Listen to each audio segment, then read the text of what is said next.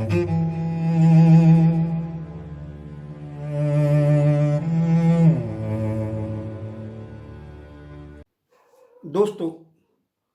आज हमारे डिस्कशन का विषय है दुर्खिम का आत्महत्या का सिद्धांत।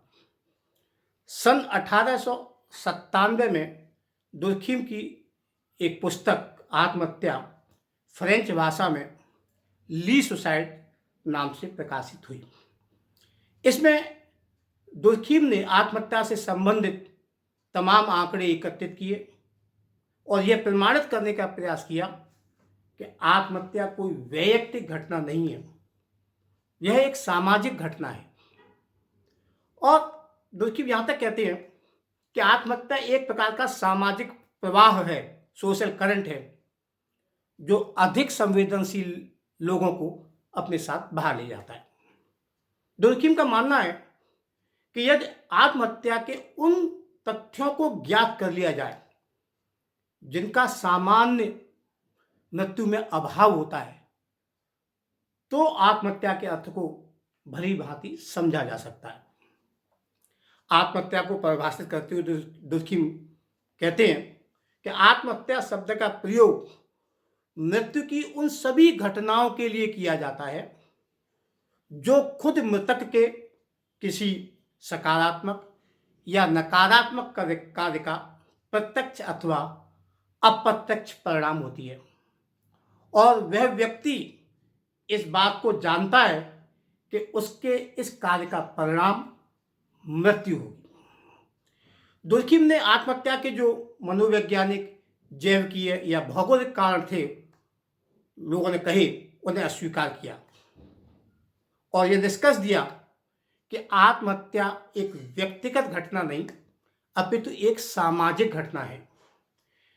वो कहते हैं मनोवैज्ञानिक और जैविकीय दशाएं अपनी प्रकृति से वैयक्तिक होती हैं, उनके आधार पर आत्महत्या की विवेचना नहीं की जा सकती। इसका सीधा सीधा अर्थ यह है कि यदि आंकड़ों के आधार पर यह स्पष्ट होता है कि पुरुषों की तुलना में स्त्रियां कम आत्महत्या करती हैं या पुरुषों की आत्महत्या की प्रवृत्ति अधिक होती है, तो इसका कारण जैविकीय आधार नहीं है, बल्कि इसका कारण यह है कि पुरुषों की तुलना में स्त्रियां सामूहिक जीवन में कम पार्टिसिपेट करती हैं, कम सहभाग करती हैं, इसलिए वो आत्महत्या कम करती हैं। और पुरुष की सहभागिता ज़्यादा होती है, इसलिए पुरुषों की जो आत्महत्या की दर है पुरुषों में वो ज़्यादा होती है। तो ये कहा जा सकता है कि आत्महत्या का सामूहिक चेतना से घनिष्ठ संबंध है। दुर्खिम के अनुसार समाज के नैतिक संगठन से उत्पन्न होने वाली जो दशाएं हैं, हर समाज का एक नैतिक संगठन होता है, उससे जो दशाएं उत्पन्न होती हैं वो आत्महत्या के लिए अनुकूल या प्रतिकूल परिस्थितियां उत्पन्न करती हैं। दुर्खिम कहते हैं कि समाज के नैतिक संगठन की प्रकृति के अनुसार ही व्यक्ति अपने ऊपर इस शक्ति का एक ऐसा दबाव अनुभव करता है जो उसे आत्महत्या से दूर रहने या आत्महत्या करने के लिए बाध्य करता है। यानी जो समाज का नैतिक संगठन होता है उसकी जो परिस्थितियां होती है उन पर निर्भर करता है कि व्यक्ति आत्महत्या से दूर रहेगा या आत्महत्या करने के लिए प्रेरित होगा। दुर्खिम कहते हैं कि प्रत्येक समाज में व्यक्ति के जीवन पर नैतिक संगठन का एक दबाव होता है और इसी दबाव की वजह से हर समाज में कम या अधिक मात्रा में आत्महत्या की घटनाएं निश्चित रूप से घटित होती है। इसके अलावा दुर्खिम सामाजिक एकता को भी आत्महत्या के लिए उत्तरदायी मानती है। वे कहते हैं कि जैसे जैसे समाज में सामाजिक एकता कम होती जाती है वैसे वैसे समाज में आत्महत्या की प्रवृत्ति बढ़ती जाती है। सामाजिक एकता की कमी को दुर्खिम सामाजिक व्याधिकी की दशा बताते हैं। एक प्रकार से सामाजिक व्याधिकी है जिसमें परंपराओं का प्रभाव कम होने लगता है, नैतिकता की भावना भी कम हो जाती है, परस्पर घनिष्ठता लगभग समाप्त प्राय हो जाती है। तो ऐसे में व्यक्ति स्वयं को अकेला महसूस करता है। और अकेलेपन की यह भावना जब असहनीय हो जाती है तो वह अपने को अनुपयोगी समझता है, क्या मेरा कोई समाज में कोई उपयोग नहीं है, और वह आत्महत्या की ओर प्रेरित होने लगता है। इसके अलावा धर्म भी आत्महत्या को रोकने के लिए एक प्रभावी साधन है। वो कहते हैं कि जो धर्म है वो अपने लोगों को, अपने धर्म या उस धर्म के मानने वाले लोगों को नैतिकता के बंधन में बांधे रखता है। लेकिन जैसे जैसे धर्म का जो नियंत्रण है वो कम होता जाता है, वैसे वैसे नैतिकता में कमी आ जाती है। जैसे जैसे धर्म का प्रभाव कम होगा, धर्म का नियंत्रण शिथिल पड़ेगा, वैसे वैसे नैतिकता कम होती जाएगी। और नैतिकता कम होती जाएगी तो व्यक्तिवादिता बढ़ेगी, और व्यक्तिवादिता बढ़ेगी तो आत्महत्या की प्रवृत्ति बढ़ेगी। वो कहते हैं कैथोलिक धर्म को जो की तुलना में, कैथोलिक धर्म को मानने वालों के लोगों की तुलना में प्रोटेस्टेंट धर्म के जो अनुयायी होते हैं उनमें आत्महत्या की दर ज़्यादा होती है। इसके पीछे भी उन्होंने धर्म को ही कारण माना है।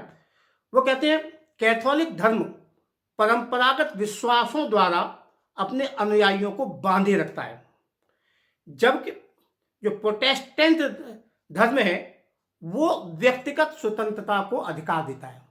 उसमें व्यक्तिगत स्वतंत्रता का महत्व अधिक है, और व्यक्तिगत स्वतंत्रता की वजह से व्यक्ति अपने को अकेला महसूस करता है, और जहां अकेलेपन की भावना आई उसमें आत्महत्या की प्रवृत्ति पनपने लगती है। इसीलिए कैथोलिक धर्म के मानने वाले लोगों की तुलना में प्रोटेस्टेंट धर्म के अनुयायियों में आत्महत्या की दर ज़्यादा होती है।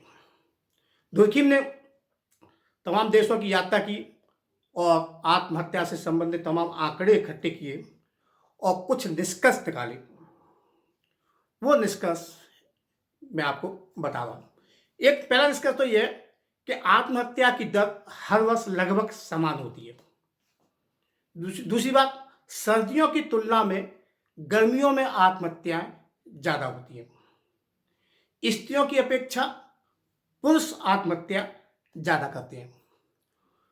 इसके अतिरिक्त कम आयु के लोगों की तुलना में अधिक आयु के लोगों में आत्महत्या की दर अधिक पाई जाती है, और सामान्य लोगों की तुलना में खासतौर से यूरोप के सैनिकों में आत्महत्या की दर अधिक होती है। इसके अलावा वो निष्कर्ष निकालते हैं कि कैथोलिक धर्म को मानने वाले लोगों की तुलना में प्रोटेस्टेंट धर्म के अनुयायियों में आत्महत्या की प्रवृत्ति अधिक होती है।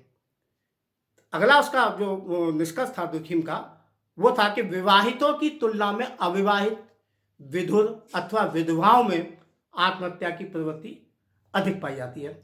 एक और उन्होंने निष्कर्ष निकाला कि विवाहितों में भी बच्चे और संतान वाले व्यक्तियों की तुलना में निसंतान व्यक्तियों में आत्महत्या की प्रवृत्ति अधिक पाई जाती है।